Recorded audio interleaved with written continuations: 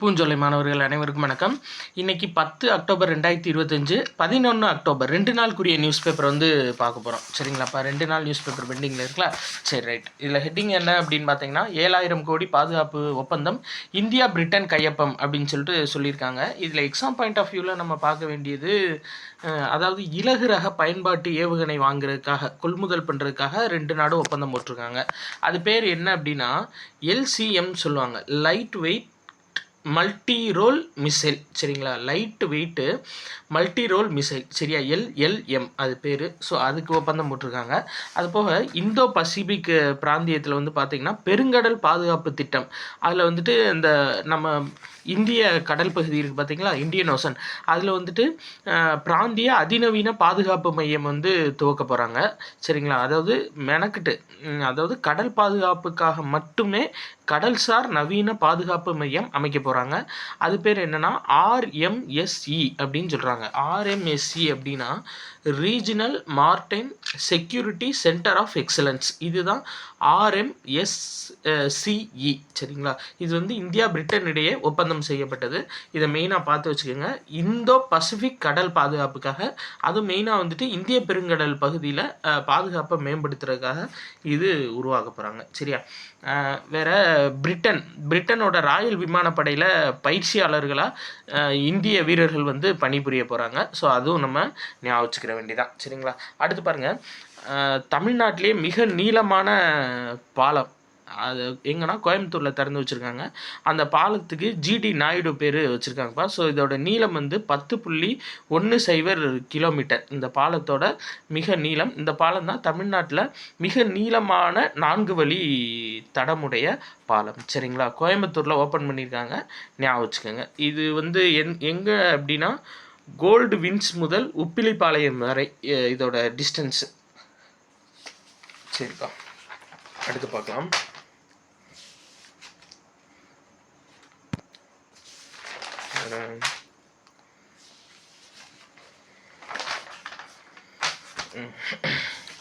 இலக்கியத்துக்கான Nobel பரிசு யாருக்கு கொடுத்துருக்காங்க அப்படின்னா ஹங்கேரியோட எழுத்தாளர் லான்சா கிரான்சன ஹோர்காய். இந்த இருக்கார் பாருங்கள், லான்ஸ்லோ கிராஸ்ன ஹோர்காய், லான்ஸ்லோ கிராஸ்னா ஹோர்காய். சரிங்களா, அவருக்கு தான் கொடுத்துருக்காங்க.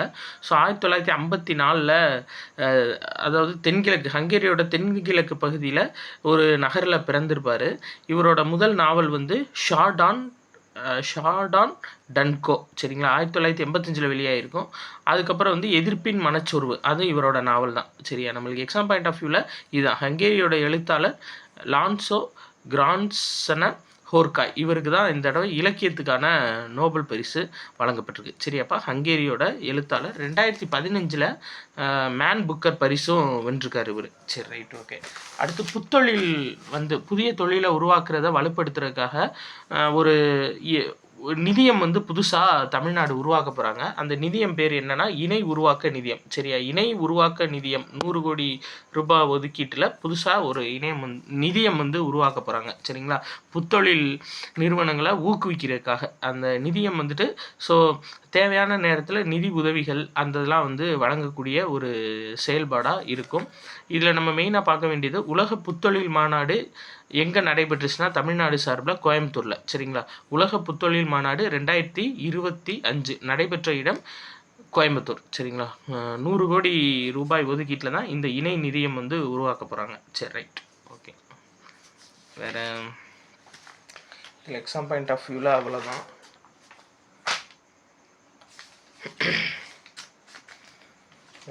கேஸ் டேங்கர் லாரி உரிமையாளர்கள் வேலை நிறுத்தம் பண்ணியிருக்காங்க. அது நம்மளுக்கு தேவையில்லை. இந்த இது முக்கியம்ப்பா. என்னென்னா தமிழ்நாட்டிலே 2வது மிகப்பெரிய கிரிக்கெட் மைதானம் எங்கே அமைஞ்சிருக்கு அப்படின்னா மதுரையில் அமைச்சிருக்காங்க. சென்னை சேப்பாக்கத்துக்கு அடுத்தபடியாக தமிழ்நாட்டின் 2வது சர்வதேச கிரிக்கெட் மைதானம் வேலம்மாள் குழுமம் சார்பில் அமைக்கப்பட்டிருக்கு மதுரையில். சரிங்களா, இதை மட்டும் ஞாபகம் வச்சுக்கோங்க. 2வது மிகப்பெரிய இது எதுன்னு கேட்பாங்க, மைதானம் எதுன்னு கேட்பாங்க. அடுத்து இந்தது டெல்லிக்கு வந்துட்டு ஆப்கானிஸ்தானோட வெளியுறவு அமைச்சர் வந்திருக்காரு. மௌலவி அமீர் கான் முத்தாகி. சரிங்களா, அவர் பேர் மௌலவி அமீர் கான் முத்தாகி. ரொம்ப ஃபேமஸாக பேசப்பட்டுட்டு வர்றாருப்பா. ஏன் அப்படின்னா, இப்போ ஒரு சர்ச்சை எழுந்திருக்கு. இவர் கொடுத்த ப்ரெஸ் மீட்டில் பெண் பத்திரிகையாளர்கள் ஒருத்தர் கூட அனுமதிக்கப்படலை. சரிங்களா, அந்த வெளியுறவுத்துறை அமைச்சர் கண்டக்ட் பண்ண ப்ரெஸ் மீட்டில். ஸோ இவர் பேர் அடிக்கடி அடிபடுது, அதனால் ஞாபகம் வச்சுக்கோங்க. டெல்லிக்கு வியாழக்கிழமை ஆப்கானிஸ்தானோட வெளியுறவு அமைச்சர் மௌலவி அமீர் கான் முத்தாகி அவர் வந்திருக்காரு. Right, okay.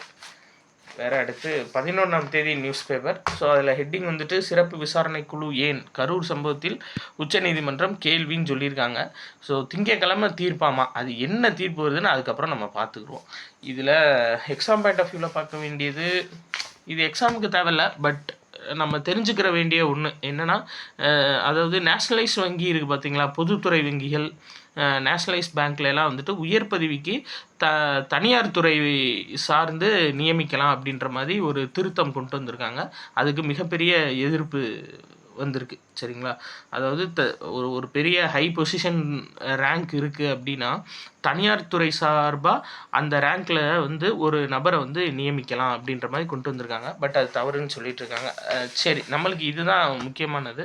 என்ன அப்படின்னா, அமைதிக்கான நோபல் பரிசு இந்த தடவை யாருக்கு கொடுத்துருக்காங்கன்னா, வெனிசுலாவோட எதிர்க்கட்சி தலைவர் வெனிசுலாவோட எதிர்க்கட்சி தலைவர். அவர் பேர் என்ன அப்படின்னா மரியா கொரினா மச்சாடோ. சரிங்களா, அதாவது வெனிசுலா நாடு இருக்குது, அதோட எதிர்க்கட்சி என்ன அப்படின்னா வெனிசுலா, அந்த எதிர்க்கட்சி பேர்.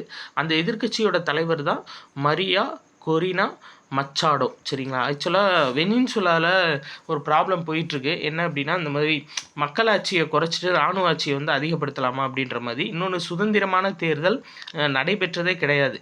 அதனால அந்த தேர்தல் சுதந்திரமான தேர்தல் நடைபெற்று மக்களாட்சி வரணும் அப்படின்றதுக்காக போராடினவங்க தான் இவங்க. சரிங்களா, மரியா கொரினா மச்சாடோ. சரிங்களா, அதனால இந்த தடவை இவங்களுக்கு அமைதிக்கான நோபல் பரிசு கொடுக்கப்பட்டிருக்கு. ஸோ ரொம்ப முக்கியமானது. வழக்கம் போல் நம்ம தலைவர் ட்ரம்ப் எனக்கு வேணும்னு கேட்டுக்கிருந்தாப்புல, அதெல்லாம் முடியாதுப்பா அப்படின்ட்டாங்க. ஏன் அப்படின்னா, நம்மளுக்கு அந்த ஆல்ஃபர்ட் நோபல் இருக்கார் பார்த்தீங்களா, அவரோட உயிரில் தெளிவாக எழுதி வச்சுட்டு போயிருக்காரு யாருக்கு நோபல் பரிசு கொடுக்கணும், அவங்க என்னென்ன குவாலிட்டியில் இருக்கணும்னு சொல்லிட்டு. அந்த குவாலிட்டியை இவர் நிறைவேற்றலை. அது போக இவர் அப்ளை பண்ணதே லேட்டாக தான் அப்ளை பண்ணியிருக்காப்புல. ரைட்.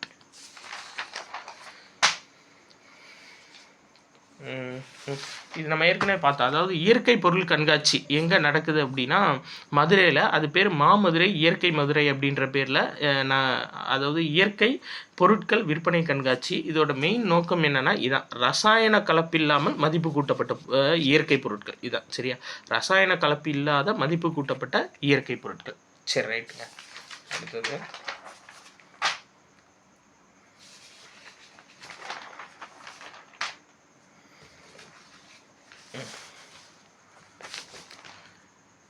இந்த ஆப்கானிஸ்தானோட வெளியுறவுத்துறை அமைச்சர் நம்ம பார்த்தோம்ல, அமீர் கான் முத்தாகி. அவருக்கு பார்த்தீங்க, அதாவது என்ன செஞ்சுருக்காங்க அப்படின்னா, மறுபடியும் ஆப்கானிஸ்தானில் இந்தியா தூதரகம் அமைக்க போகிறாங்க. இது ரொம்ப ரொம்ப முக்கியங்க. சரிங்களா, ஆப்கானிஸ்தானில் தாலிபான் கைகளுக்கு ஆட்சி போனதுக்கப்புறம் இந்தியா ஃபஸ்ட்டு டைமாக அதாவது தாலிபான் கைக்கு ஆட்சி போனதுக்கப்புறம் ஃபஸ்ட்டு டைமாக இந்தியா தூதரகம் அமைக்க போகிறாங்க ஆப்கானிஸ்தானில். ஸோ அதை முக்கியமாக பார்த்து வச்சுக்கோங்க. ரைட். அடுத்து இந்த விடியல் பயணம் திட்டம் இப்போ புதுசாக எக்ஸ்டெண்ட் பண்ணியிருக்காங்க. எங்கன்னா, மலைவாழ் பகுதியில் இருக்கக்கூடிய மாற்றுத்திறனாளிகளுக்கு விடியல் பயணம் திட்டம் எக்ஸ்டெண்ட் பண்ணியிருக்காங்கப்பா. ஸோ அதுக்கு முன்னாடி பெண்களுக்கு மட்டும் இருந்துச்சுல இலவச பேருந்து பயணம் திட்டம், சாதாரண பேருந்துகளில் இலவச பேருந்து பயணம் திட்டம், அதான் விடியல் பயணம் திட்டம். நம்மளுக்கு குரூப் 4லையும் கேட்டிருந்தாங்க எப்போ துவங்கப்பட்டுச்சு அப்படின்னு சொல்லிட்டு. ஸோ அந்த விடியல் பயணம் திட்டத்தின் எக்ஸ்டென்ஷன் என்ன அப்படின்னு சொல்லி நீட்சி என்ன அப்படின்னு சொல்லி பார்த்தீங்கன்னா, மலைவாழ் பகுதியில் வாழக்கூடிய மாற்றுத்திறனாளிகளுக்கு இலவச பேருந்து சேவை அப்படின்னு சொல்லியிருக்காங்க. ஆக்சுவலாக இதுக்கு என்ன சொல்லியிருக்காங்கன்னா, 35 கிலோமீட்டர்லேருந்து 40 கிலோமீட்டர் வரை இயக்கக்கூடிய சாதாரண கட்டண பேருந்துகளில் 40% அதற்கு மேல் பாதிப்பு கொண்ட மாற்றுத்திறனாளிகள், அதான். சரிங்களா, 40% அதற்கு மேல் பாதிப்பு கொண்ட மாற்றுத்திறனாளிகளுக்கும் அவங்க கூட ஹெல்ப்பிங்க்கு வர்றவங்களுக்கும், சரிங்களா, 2 பேர்த்துக்குமே அதாவது பயணச்சீட்டு இல்லாத கட்டணமில்லா பேருந்து சேவை கொடுத்துருக்காங்க. சரி, ரைட், ஓகே. அடுத்து இது ஞாபகம் வச்சுக்கோங்க. ஆசிய சிங்கங்கள் பராமரிக்கக்கூடிய இடம் எதுனா கிர் தேசிய பூங்கா குஜராத். அங்கே குடியரசுத் தலைவர் போயிருக்காங்க. பட் அது நமக்கு தேவையில்ல. அதே மாதிரி பீகார் சட்டமன்ற தேர்தல் வந்துட்டு நவம்பர் 6ஆம் தேதி முதல் கட்டம், 11ஆம் தேதி 2ஆம் கட்டம், நவம்பர் 14ஆம் தேதி வாக்குகள் எண்ணப்படும்னு சொல்லியிருக்காங்க. அது நம்ம வாக்குகள் எண்ணதுக்கப்புறம் யார் ஜெயிச்சிருக்கா என்ன ஏதுன்னு நம்ம பார்த்துக்கலாம். சரிங்களா? சரி, ரைட். இன்னைக்கு இந்த நியூஸ் ஸ்போர்ட்ஸ் நியூஸ் எதுவும் இல்லைப்பா. அது நம்ம எல்லாமே ஃபைனல் நோக்கி வந்ததுக்கப்புறம் நம்ம பார்த்துக்கலாம். ப்ரோ கபடியாக இருக்கட்டும், முதல்வர் கோப்பையாக இருக்கட்டும், டெய்லி நம்ம மனப்பாடம் பண்ணணும்னு அவசியம் இல்லை. எது ஃபைனலோ நம்ம அதை மட்டும் நம்ம பார்த்துக்கலாம். சரி, ரைட், ஓகே. வேறு எந்த இது தமிழ் திறனறி தேர்வு யாருக்காக கண்டக்ட் பண்ணுறாங்க அப்படின்னா, தமிழ்நாட்டில் +1 மாணவர்களுக்கு கண்டக்ட் பண்ணுறாங்க. தமிழ்நாடு ஃபுல்லாக 1500 மாணவர்கள் தேர்ந்தெடுக்கப்பட்டு மாதம் 1500 ரூபாய் கொடுக்கப்படுறாங்க. சரிங்களா? கரெக்ட் தான். 1500 மாணவர்கள் தேர்ந்தெடுக்கப்பட்டு மாதந்தோறும் 1500 ரூபாய் ஊக்கத்தொகை. இதோட மெயின் நோக்கம் என்னென்னா தமிழ்மொழி இலக்கியம். சரிங்களா? தமிழ்மொழி இலக்கியத்தில் கை தேர்ந்தவர்கள் இருக்கவங்களுக்காக இந்த இது கண்டக்ட் பண்ணுறாங்க. சரிங்களா? இது எப்போ கொண்டு வரப்பட்டுச்சு அப்படின்னா 2022ஆம் ஆண்டு தமிழ்மொழி இலக்கிய திறனறி தேர்வு தமிழ்நாடு அரசால் அறிமுகம் செய்யப்பட்டது. அப்போ ரொம்ப முக்கியம். தமிழ்மொழி இலக்கிய திறனறிவு தேர்வு அறிமுகம் செய்யப்பட்ட ஆண்டு 2022. +1 மாணவர்களுக்காக நடத்தப்படும்.